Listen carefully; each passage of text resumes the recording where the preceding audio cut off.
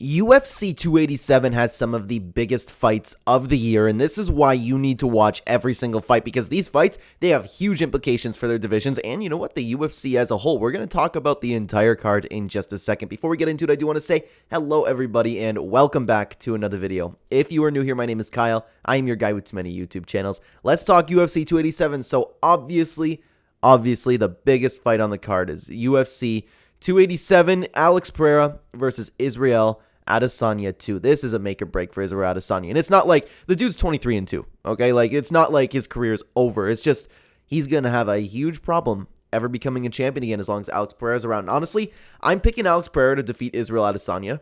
I think that I'm not going to get into like the breakdown and prediction, but this is absolutely huge. If Alex Pereira loses, no big deal. People even chalk it up. Okay, he's 3-1 against Adesanya, and even if they have another rematch after that, they'll stay. Even if Alex Pereira loses, oh, he's 3-2. He still came out the best. He came out with the best record out of the two. People are forever going to tie Alex Pereira to Israel Adesanya, and if Alex Pereira loses, and then even if they have a rematch and he loses again, it's no big deal for Alex. This fight is huge for Israel Adesanya and his legacy.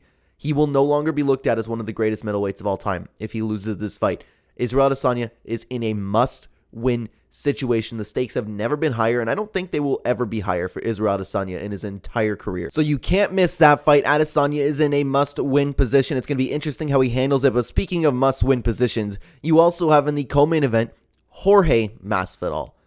This is arguably a much bigger must-win scenario because he's fighting Gilbert Burns, and Gilbert Burns is, I understand he's getting up there in age and some people are not necessarily counting him out, but he's like, oh, you know what, Gilbert Burns is old too. It's two old guys going at each other. No, Gilbert Burns looks young. He looks hungry. He's a very young 36-year-old, if that makes sense. Jorge Masvidal is on a huge skid. Granted, those are some of the greatest fighters of all time, but still, Jorge Masvidal himself said that if he loses this fight, he's probably going to retire because if he can't beat Gilbert Burns, why is he still here? The BMF may have his last fight, and no matter what happens, you need to see him perform.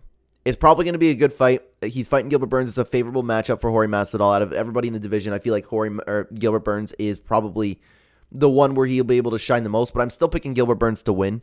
Regardless, no matter what happens, this could be Jorge Masvidal's last fight, and I have a feeling this one's going to be a little bit of a banger.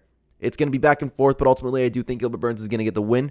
Jorge Masvidal, it's also a very important fight for him. He's going to go with one last run at the title. If he wins this fight, he'll get his fight with Leon Edwards. He'll get his rematch with Colby Covington, one of those fights. This is a must-win scenario for Jorge Masvidal, just like Israel Adesanya. But moving down the card, these are all fantastic fights, the fights that you need to watch. Rob Font is a little bit in a must-win situation. Not necessarily. He could always come back, right? The only problem is he's getting up there in age. He's 35 years old. Now he's taking on Adrian Nez, who looks absolutely insane so far. You also have Kevin Holland versus Santiago Ponzinibbio. This one doesn't have too much stakes on the fight, but this is going to be an absolute banger. You need to see this fight. Kevin Holland, always exciting. Santiago Ponzinibbio, always exciting. Then you have Raul Rosas Jr. versus Christian Rodriguez.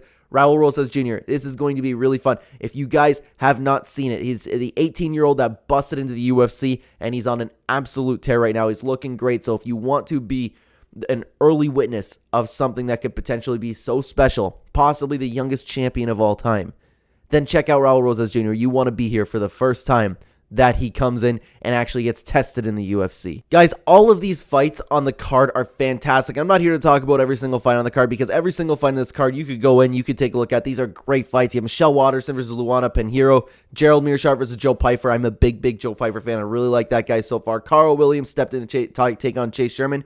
Sadly, we don't get Chris Barnett, but still, Carl Williams is a very good substitute. But the last fight I want to talk about is Chris Curtis versus Kelvin Gastelum. Kelvin Gastelum is one of my favorite fighters ever, and Kelvin Gastelum has won, one in his last 6, I believe.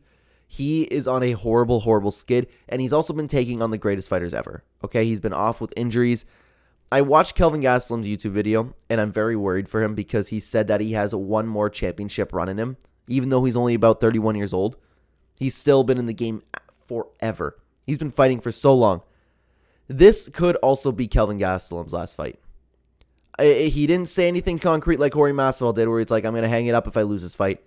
But Kelvin did say he has one last go at the title. Does that mean starting on his next win? I don't know. Maybe if he loses a couple more fights and then gets a win, then that last title run could start. It's a little bit unclear. But Kelvin Gastelum is one of my favorite fighters of all time. He's one of the most exciting fighters of all time. If this is also his last fight, this could be the last time we're seeing Jorge Masvidal and Kelvin Gastelum compete. And ignoring the main event, ignoring all of the other amazing fights on this card, I think that's worth watching because those two are an absolute treat to watch. Chris Curtis, Kelvin Gastelum, I'm so excited for this fight. I did a whole breakdown and prediction for the fight. I don't know who's going to win, but I'm leaning towards Gastelum. I hope he wins. I kind of like Gilbert Burns more than Masvidal, but still, Masvidal having his last fight might be something that you need to witness. And Israel Adesanya versus Alex Pereira, the stakes have never been higher for Israel Adesanya. It's going to be interesting to see how he puts all of that together. Guys, you cannot miss UFC 287. This is why I am looking forward to it, and this is why you need to watch UFC 287. On the screen right now will be two fantastic videos. One, a full card breakdown and prediction for this whole card that I'm talking about, and a UFC 290 card builder, the best fights to make on International Fight Week. Thank you so much for watching, guys. Take care.